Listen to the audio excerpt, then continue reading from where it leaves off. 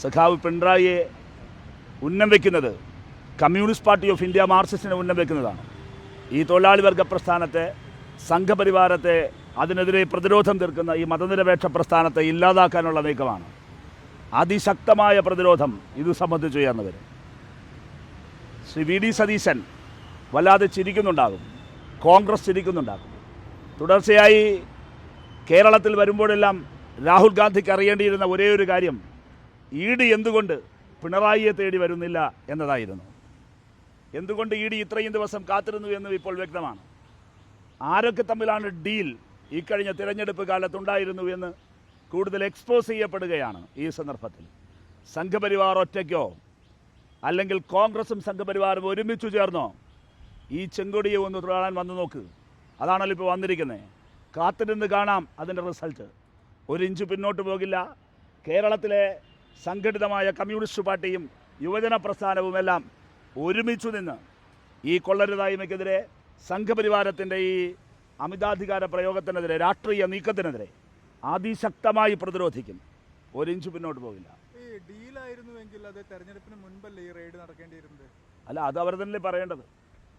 പിന്നെ ഇതിനായിരുന്നു രാഹുൽ ഗാന്ധി കേരളത്തിൽ വരുമ്പോഴെല്ലാം ഇത് ആവശ്യപ്പെട്ടുകൊണ്ടിരുന്നത്. ഒരു പാറ്റേൺ ഉണ്ടല്ലോ. കോൺഗ്രസ് ഇന്ത്യയിൽ നിർവഹിച്ചുകൊണ്ടിരിക്കുന്ന ചരിത്രപരമായ അതിൻ്റെ കടമ എന്താണ്? ചരിത്രപരമായ കടമ എന്ന് കോട്ട് ആൻഡ് കോട്ട്. എന്താ കടമ? നമ്മൾ നിൽക്കുന്ന ഈ ഡൽഹിയിൽ അരവിന്ദ് കെജ്രിവാൾ ജയിലിൽ പോയി, മനീഷ് സിസോദിയ ജയിലിൽ പോയി. ആ ബി ജെ പിക്കെതിരെ നിലപാടെടുത്ത് നിന്ന് അവസാനം വരെ നിലപാടെടുത്ത് നിന്ന ഒരു ആം ആദ്മി പാർട്ടിയെ ഈ ഡൽഹിയിൽ കുഴിച്ചുമൂടി. എവിടെ നിന്നായിരുന്നു തുടക്കം? രാഹുൽ ഗാന്ധിയുടെ പാർട്ടിക്കാരുടെ തുടക്കം അല്ലേ? കോൺഗ്രസ് പ്രസിഡന്റ് കൊടുത്ത പരാതിയിലല്ലേ അന്വേഷണം ആരംഭിക്കുന്നത്? മനീഷ് സിസോദിയ അറസ്റ്റ് ചെയ്ത ദിവസം ഓർമ്മയുണ്ട് എനിക്ക്. ഈ ഡൽഹിയിലെ വീഥികളിലെല്ലാം കോൺഗ്രസിൻ്റെ മനീഷ് സിസോദിയ ജയിലിൽ കിടക്കുന്ന, അഴിക്കുള്ളിൽ കിടക്കുന്ന നല്ല കളർ പോസ്റ്ററുകളായിരുന്നു കോൺഗ്രസ് ഇറക്കിയത്. ഓർമ്മയില്ലേ? ഈ ഡൽഹിയിൽ നിന്നുകൊണ്ട് രാഹുൽ ഗാന്ധി ഈ വിഷയത്തിൽ പലതവണ പറഞ്ഞെന്തായിരുന്നു? ബി ജെ പിക്കെതിരെ നിലപാട് സ്വീകരിക്കുന്ന ഏറ്റവും ശക്തമായ രാഷ്ട്രീയ പാർട്ടികളെ, നിലപാടുള്ള രാഷ്ട്രീയ പാർട്ടികളെ, അതിൻ്റെ നേതാക്കളെ ഇ ഡിക്ക് വേട്ടയാടാൻ കൊടുക്കാനുള്ള കരാർപ്പണിയേറ്റ ചരിത്ര ദൗത്യമാണ് കോൺഗ്രസ് നിർവഹിക്കുന്നത് ബി ജെ പിക്ക് വേണ്ടി. അതിന്റെ തുടർച്ചയാണിത്. അതിനകത്ത് താരതമ്യം ചെയ്യാൻ പറ്റും. കാര്യം ഇതിനകത്ത് ഇ ഡി തന്നെയാണ് ഇതിനകത്ത് പ്രത്യേകിച്ച് പരാതിക്കാരുണ്ടാകുന്നല്ല. അവർ തന്നെയാണ് പറയുന്നത് സേവനത്തിനുള്ള കൃതി എന്തിനാണ് സേവനം നടത്തിയെന്ന് ഉദ്യോഗസ്ഥർ തന്നെ അറിയില്ല എന്ന് CMRL തന്നെ സമ്മതിക്കുന്നുണ്ട്. നിങ്ങൾക്കറിയില്ലേ ധനസുമോദയ, ഇതുപോലെ ഇ ഡി പല വ്യാഖ്യാനങ്ങളും അവരുടേതായി ഉണ്ടായിരുന്നല്ലോ ഡൽഹിയിൽ.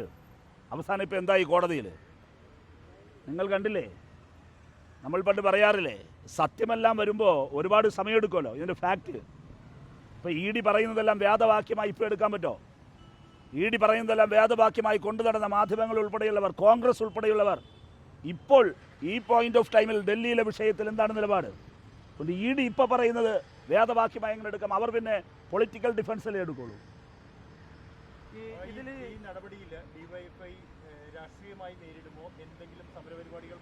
അതിശക്തമായ പ്രതിഷേധം ഉയർന്നു വരും, സ്വാഭാവികമായ പ്രതിഷേധം ഉയർന്നു വരും. ഞങ്ങളിതുവരെ ആഹ്വാനം ചെയ്തിട്ടില്ല എവിടെയും.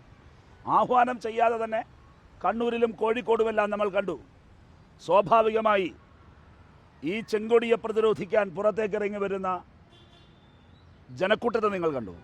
ആഹ്വാനം വന്നിട്ടേ ഉള്ളൂ. ആഹ്വാനം വരുന്നതിന് മുമ്പുള്ള കാഴ്ചയാണ് കണ്ടത്. ആഹ്വാനം ഇപ്പോൾ പറയുന്നില്ലേ ഉള്ളൂ. ഇനി ഞങ്ങളുടെ നേതാക്കൾ, പാർട്ടി സംസ്ഥാന സെക്രട്ടറി മാധ്യമങ്ങളെ കാണാൻ പോകുന്നതേ ഉള്ളൂ. ആഹ്വാനം വന്നില്ലാന്നേ.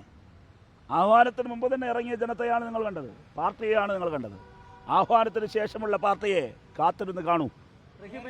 പാർട്ടിക്ക് ഇതിൽ ഡിവൈഎഫ്ഐക്ക് പ്രതിസന്ധി എന്താണ്? പിണറായിക്കെതിരായുള്ള നടപടിയാണോ അതോ വീണയ്ക്കെതിരായുള്ള നടപടിയാണോ? ഇത് പാർട്ടിയെ വേട്ടയാടുന്നതാണ്. ചോദ്യം മനസ്സിലായി. ആ കുത്തിരിപ്പ് ചോദ്യം കയ്യിൽ വെച്ചിരുന്നാൽ മതി. ചോദ്യം പാർട്ടിക്കെതിരായിട്ടുള്ള പറഞ്ഞല്ലോ. ഇത് ചെങ്കൊടിയെ പ്രതിരോധിക്കലാണ്, പാർട്ടിയെ പ്രതിരോധിക്കലാണ്. പിണറായി വിജയൻ്റെ വീട്ടിലേക്ക് ഇല്ലാത്തൊരു കേസ്. എന്ത് കേസായത്? കേസിൻ്റെ മെരിറ്റ് മറ്റ് വിശദാംശങ്ങളിലേക്ക് ഞാൻ പോകാത്തതാണ്. മാത്യു കുഴൽനാടൻ സുപ്രീം കോടതിയിലേക്ക് വന്നതല്ലേ, എടുത്ത് ദൂരെ എറിഞ്ഞില്ലേ? അതെ പറയട്ടെ, വെയിറ്റ് ചെയ്യൂ. ഇതെല്ലാം ഇതിൻ്റെ മുമ്പിൽ തന്നെയാണല്ലോ നടന്നത്. അപ്പോൾ എനിക്കറിയാം ഈ ചോദ്യങ്ങളെല്ലാം എവിടെ നിന്നുണ്ടാകുന്നുവെന്നും ഈ ചോദ്യങ്ങളെല്ലാം എന്തിലേക്ക് നീങ്ങുന്നുവെന്നും. അതെല്ലാം നല്ല ഒന്നാന്തരം കുത്തിത്തിരിപ്പ് ചോദ്യങ്ങളാണ്. ഇ ഡിയെ പേടിക്കുന്നില്ല, പിന്നേലെ നിങ്ങൾ 4-5 പേരുടെ കുത്തിത്തിരിപ്പ് ചോദ്യം കയ്യിൽ വെച്ചിരുന്നാൽ മതി. അതാ ഞാൻ പറഞ്ഞത്.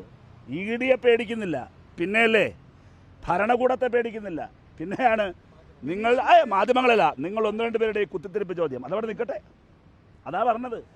നിങ്ങളുടെ ആ ചോദ്യത്തെ നിങ്ങളുടെ വെയിറ്റ് ചെയ്യൂ. വീണക്കും ബിനീഷും രണ്ട് അല്ല, നിങ്ങളുടെ ഈ ചോദ്യത്തെ നിങ്ങൾ ഈ നിലയിൽ ചോദിക്കുന്നത് പിണറായിയുടെയും ഈ പാർട്ടിയുടെയും ചോര കാണാൻ ആഗ്രഹിക്കുന്നവരാണ്. അതിനെ ഞാൻ ഈ നിമിഷം വിശദീകരിക്കുന്നത്, അതിനോട് പ്രതികരിക്കുന്നത് ഈ നിമിഷത്തിലെ കുത്തിത്തിരിപ്പ് ചോദ്യമെന്നാണ്. ആ കുത്തിത്തിരിപ്പ് ചോദ്യം കയ്യിൽ വെച്ചാൽ മതി എന്നാണ് അതിൻ്റെ മറുപടി. പറയട്ടെ. പിന്നെ നിങ്ങളുടെ ഈ കുത്തിത്തിരിപ്പ് ചോദ്യമല്ല, അതിനും അപ്പുറത്തുള്ള നിങ്ങൾ സ്വയം അപഹാസ്യരാകരുത്.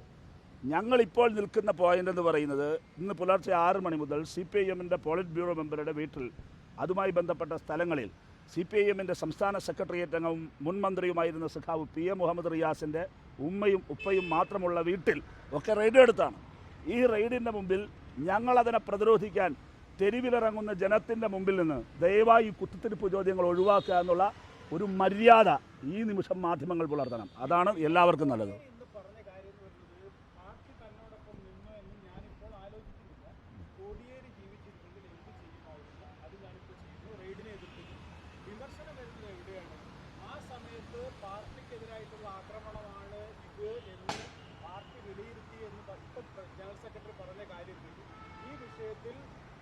സംരക്ഷിക്കാൻ പാർട്ടി ഇറങ്ങുന്നില്ല എന്നാണ് വാർത്താ സമ്മേളനത്തിൽ കോടിയേരി ബാലകൃഷ്ണൻ പറഞ്ഞത്. ഈ വിഷയത്തിൽ, അതായത് ഇപ്പം നടക്കുന്ന റെയ്ഡിന്റെ വിഷയത്തിൽ താങ്കളെപ്പോലെ അടക്കമുള്ള ഉത്തരവാദിത്തപ്പെട്ട നേതാക്കൾ പറയുന്നു ഇത് പാർട്ടിക്കെതിരായിട്ടുള്ള ആക്രമണമാണെന്ന്. നിങ്ങൾ നോക്ക്, ഇതേ ബിനീഷ് കോടിയേരി പാർട്ടി മെമ്പർഷിപ്പ് കിട്ടാൻ 4 മാസമായിട്ട് നടക്കുകയാണ്. ഇതാണ് ഞങ്ങൾ ചോദിക്കുന്നത്, ഇരട്ട നീതിയാണോ? അല്ല, അത് നിങ്ങൾ ചോദിക്കുന്നത് ഏഷ്യാനെറ്റിൻ്റെ ചോദ്യം വളരെ വ്യക്തമാണ്. നിങ്ങൾ കാണേണ്ടത് ഇന്ന് പുലർച്ചെ 6 മണി മുതൽ ED തടവിൽ വെച്ചിരിക്കുന്നത് വീണ വിജയനെ അല്ല, ഞങ്ങളുടെ പാർട്ടിയുടെ പോളിറ്റ് ബ്യൂറോ മെമ്പർ സഖാവ് പിണറായി വിജയനെയാണ്. 2, ഈ നിമിഷം വരെ ED തടവിൽ വെച്ചിരിക്കുന്നത് വന്ധ്യവയോധികരായ PM മുഹമ്മദ് റിയാസിൻ്റെ ഉമ്മയെയും വാപ്പയാണ്.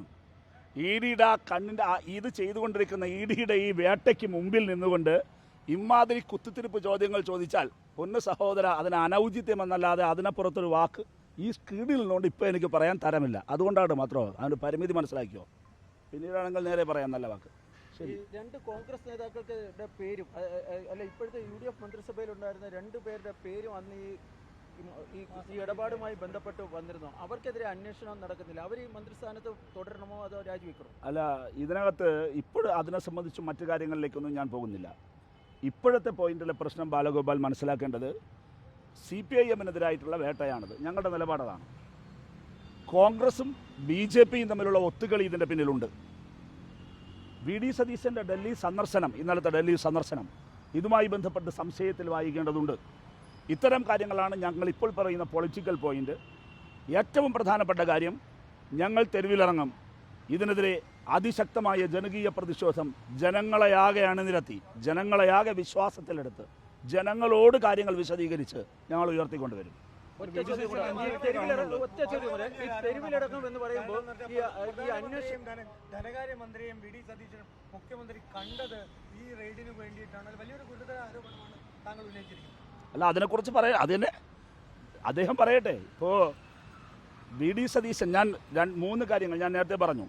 കോൺഗ്രസ് ഡൽഹിയിലും കേരളത്തിലും ഉൾപ്പെടെ, അല്ലെങ്കിൽ BJP വിരുദ്ധ സംസ്ഥാനങ്ങളിൽ പാർട്ടികൾക്ക് നേരെ EDക്ക് വേണ്ടി കെണിയൊരുക്കുന്ന, അല്ലെങ്കിൽ EDയോടൊപ്പം ചേർന്ന് പ്രവർത്തിക്കുന്ന, അതെല്ലായ്പ്പോഴും അങ്ങനെയാണ്. ഭരണകൂടത്തിനൊപ്പം ചേർന്ന് അടിയന്തരാവസ്ഥ കാലത്ത് കോൺഗ്രസ് കേരള-ഇന്ത്യയിലെമ്പാടും പ്രവർത്തിച്ചില്ല. അതുപോലെ തന്നെയാണ്. അപ്പോൾ ശക്തമായി ED എടുക്കുന്ന ഡൽഹിയിൽ ഉൾപ്പെടെ എടുത്തൊരു രാഷ്ട്രീയ നിലപാടുണ്ട്. ഞാൻ ചരിത്രപരമായി അവർ ചെയ്തുകൊണ്ടിരിക്കുന്ന കാര്യം എന്ന് പറഞ്ഞല്ലോ. 2, അതോടൊപ്പം തന്നെ കേരളത്തിൽ വരുമ്പോഴെല്ലാം രാഹുൽ ഗാന്ധി ചോദിച്ചുകൊണ്ടിരുന്നത് ED എവിടെ, പിണറായിയുടെ വീട്ടിൽ ED കയറാത്തതെന്നാണ്. അദ്ദേഹം കയറിയല്ലോ. അപ്പോൾ ഇത്രയും കാലം രാഹുൽ കാത്തിരുന്ന EDയാണ് ഇപ്പോൾ വന്ന് കയറിയത്. അതിൻ്റെ പശ്ചാത്തലത്തിലാണ് ഇന്നലെ ഈ കഴിഞ്ഞ കാലങ്ങളെല്ലാം സഖാവ് പിണറായി ഡൽഹിയിൽ വരുമ്പോൾ എന്തായിരുന്നു ആരോപണം? കോൺഗ്രസ് നടത്തിയ ആരോപണം എന്തായിരുന്നു? അങ്ങനെയാണെങ്കിൽ ഈ ആരോപണത്തിന് അദ്ദേഹം മറുപടി പറയണ്ടേ? അപ്പോൾ കോൺഗ്രസ് ആവശ്യപ്പെട്ടിരുന്ന ഒരു കാര്യം, പരസ്യമായി രാഹുൽ ഗാന്ധി തന്നെ ആവശ്യപ്പെട്ടിരുന്ന ഒരു കാര്യം, അത് കൂടുതൽ ഉറപ്പിക്കാൻ വേണ്ടിയിട്ടാണ് ഇന്നലെ VD സതീശൻ ഡൽഹിയിലെത്തിയത്. അല്ല, VD സതീശൻ ഇവിടെ ക്യാമ്പ് ചെയ്യുന്നതും ഇന്ന് 5:30 അമിത്ഷായെ കാണുന്നതും ഇതേ ലക്ഷ്യം വെച്ച് തന്നെയായിരിക്കും. VD സതീശൻ തേടി വന്നത് തൻ്റെ രാഷ്ട്രീയ യജമാനന്മാരെ വിവരങ്ങൾ അറിയിക്കാൻ. VD സതീശൻ അദ്ദേഹത്തിൻ്റെ രാഷ്ട്രീയ യജമാനന്മാരെ തേടിയാണ് വന്നത്. ഇല്ലെങ്കിൽ എന്തിനാണ് BJPയുടെ സീല് കീശയിലിട്ട് നടക്കുന്ന രത്തൻ കൽക്കറെ സ്വന്തം സെക്രട്ടറിയാക്കിയത്? എന്തിനാണ്? എന്തിനാണ്?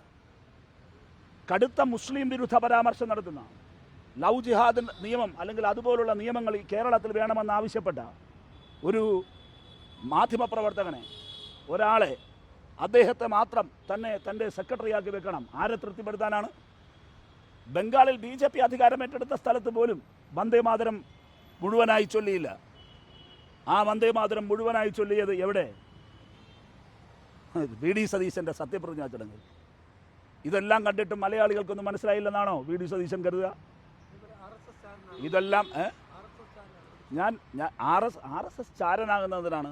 RSSകാരൻ RSSൻ്റെ ചാരനാവേണ്ട കാര്യമില്ലല്ലോ. ഇപ്പോൾ നോക്കൂ, ഒരു കാര്യം ഞാൻ പറയുന്നു, ഇനി ഏത് ED വേട്ടയാടിയാലും VD സതീശൻ സവർക്കറുടെ മുമ്പിൽ കുനിഞ്ഞു നിന്നതുപോലെ, വണങ്ങി നിന്നതുപോലെ പിണറായി വിജയനും ഈ പാർട്ടി ഒരാളും സംഘപരിവാറിന് മുമ്പിൽ തലകുനിച്ച് നിൽക്കില്ല. VD സതീശൻ സവർക്കറുടെ മുമ്പിൽ തലകുനിച്ചു നിന്നതുപോലെ ഞങ്ങൾ ആരും തലകുനിച്ചു നിൽക്കില്ല, ഇനി മരിക്കേണ്ടി വന്നാലും.